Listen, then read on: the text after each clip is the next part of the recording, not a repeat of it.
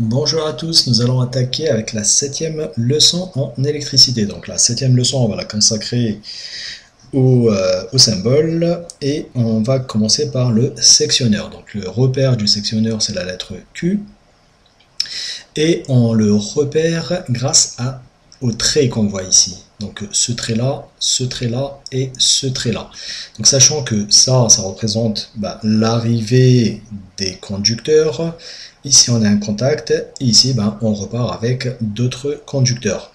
Mais le symbole du sectionneur, c'est bien les traits qu'on voit ici. Donc ça et celui-ci. Donc ce symbole, c'est juste le symbole de la poignée de manœuvre. Et la particularité du sectionneur, c'est que lui ne doit jamais être manœuvré en charge. Qu'est-ce que ça veut dire manœuvrer en charge? Ça veut dire que tous les appareils qui sont reliés au sectionneur, ils ne doivent pas être en marche, mais bien à l'arrêt.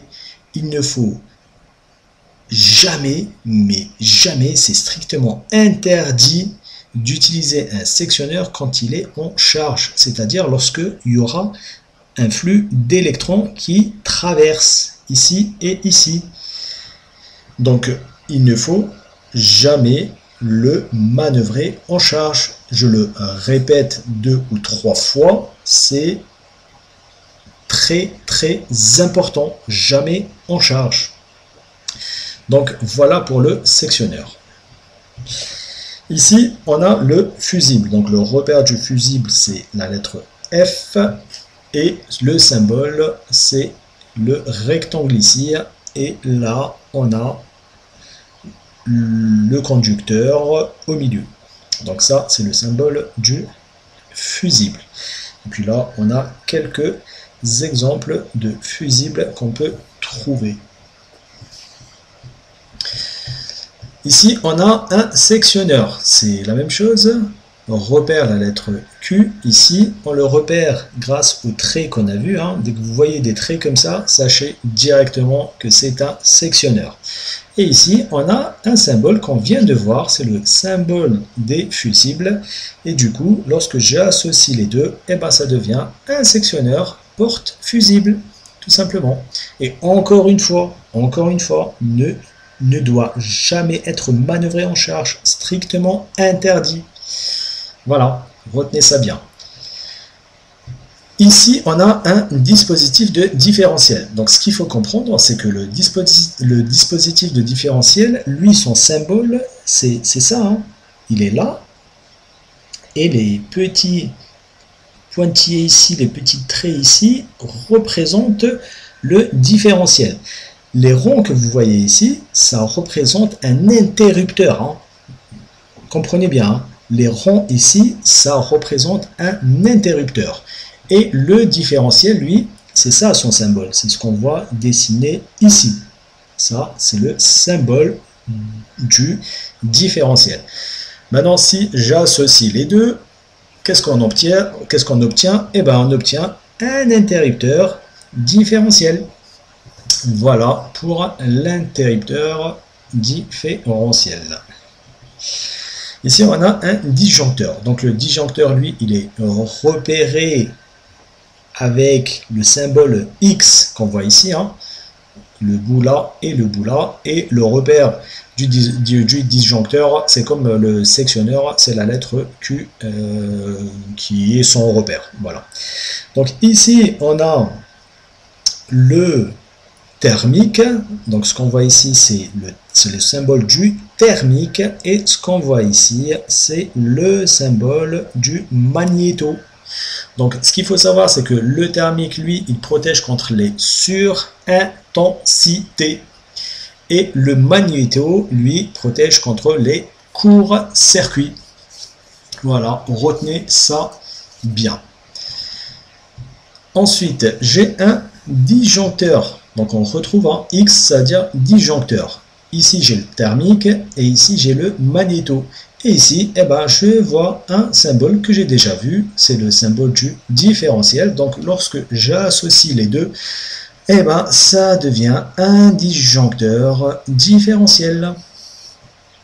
un petit récap pour ce qu'on a vu. Donc ça, c'est un contact simple. On en parlera après, parce que ce contact simple, on l'utilise sur la partie commande du schéma électrique.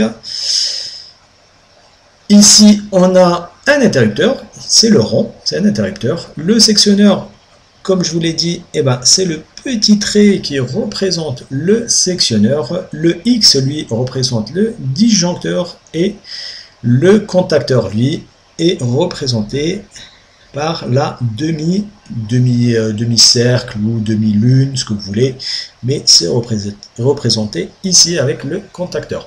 Donc le différentiel, c'est ce qu'on a ici, hein.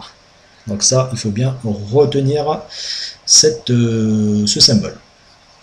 Voilà pour un petit récap des contacts. Ici, on a le transformateur. Donc le repère du transformateur, c'est la lettre T comme transformateur, et le symbole de rond qu'on voit ici. Ensuite, on a le contacteur. Donc le contacteur, on l'a vu sur le récap. Je vous ai dit, le contacteur, il est représenté ici avec la demi-cercle, demi-lune, comme vous voulez. Et là, c'est la bobine du contacteur. Donc ça, c'est la bobine, hein. Donc ça c'est vraiment la bobine, c'est l'alimentation du contacteur.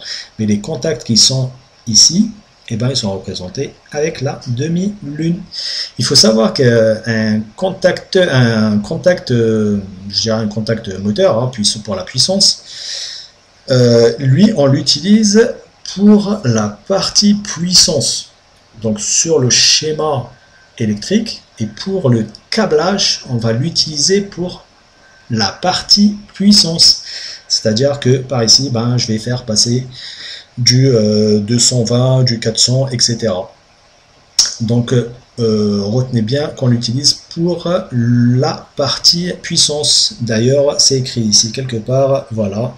C'est pour le circuit de puissance. On utilise le KM.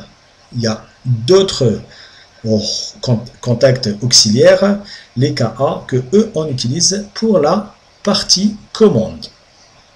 Voilà pour le symbole du contacteur. Maintenant, on a le relais thermique, comme je vous l'ai expliqué tout à l'heure. Donc ici, le relais thermique, c'est F, c'est comme le fusible, hein. Donc c'est F. Et ici, on a le symbole du relais thermique. Donc retenez bien ce symbole. Vous allez certainement le retrouver à chaque fois sur des schémas ELEC, bien sûr pour l'électricité industrielle.